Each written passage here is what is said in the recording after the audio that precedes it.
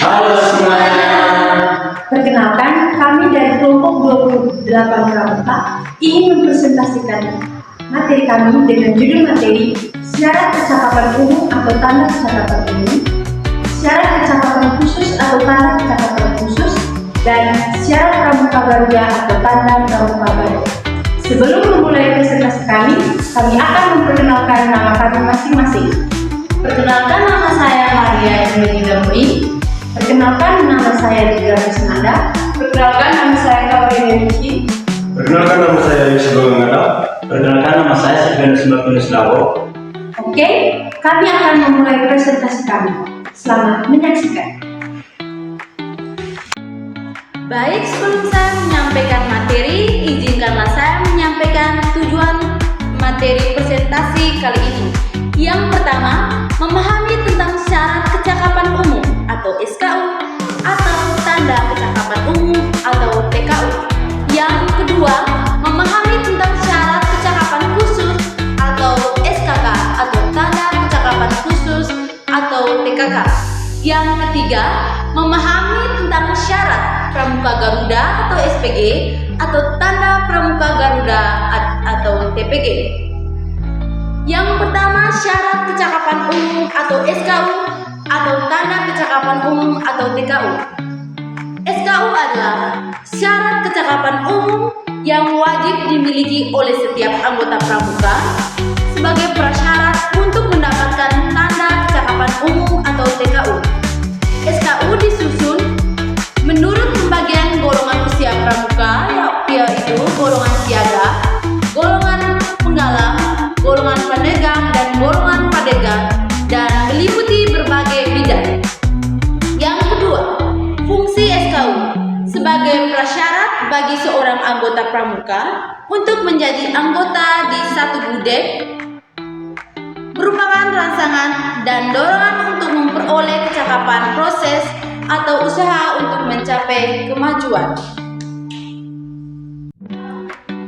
Baik, di sini saya akan melanjutkan untuk menjelaskan materi pada tujuan yang pertama, yaitu tingkatan dan bentuk tanda kecakapan umum atau yang disingkat dengan TKU.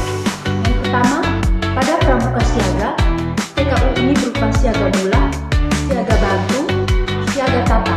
Tanda tingkat pramuka adalah bunga kelapa yang baru akan mekar. Yang kedua, pramuka penggalang. Penggalang ramu, penggalang rakit, penggalang terang. Tanda tingkatannya adalah gambar bunga yang sudah mekar. Yang ketiga, pramuka penegak. Penegak bantara, penegak pelaksana. Tanda tingkatan sudah menjadi tunas kelapa. Yang keempat, pramuka pandega. SKU untuk pramuka pandega hanya terdiri atas satu tingkatan saja, yaitu pandega. Tanda tingkatannya sudah menjadi tunas kelapa.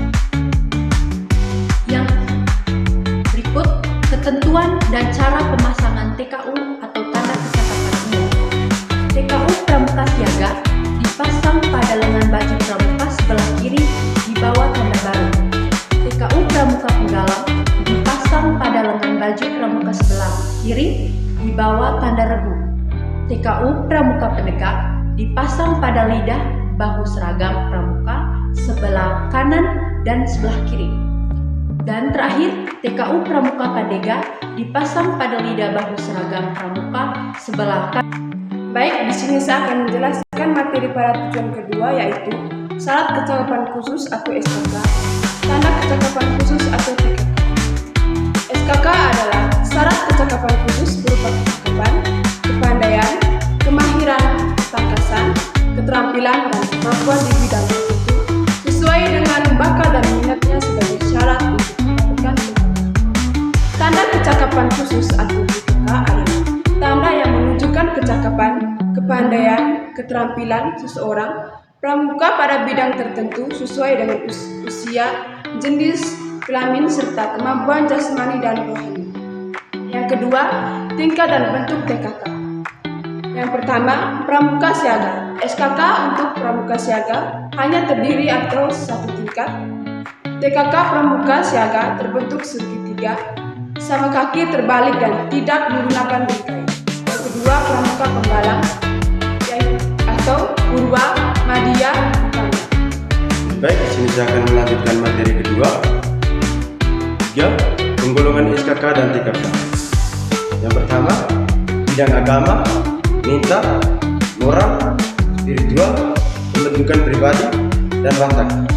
TKK pada bidang ini memiliki warna dasar kuning. Yang kedua, bidang patriotisme dan seni budaya. TKK pada bidang ini memiliki warna dasar merah. Yang ketiga, bidang kesehatan dan ketangkasan. TKK pada bidang ini memiliki warna dasar putih. Yang ketiga, bidang keterampilan dan teknik pembangunan. TKK pada bidang ini memiliki warna dasar hijau.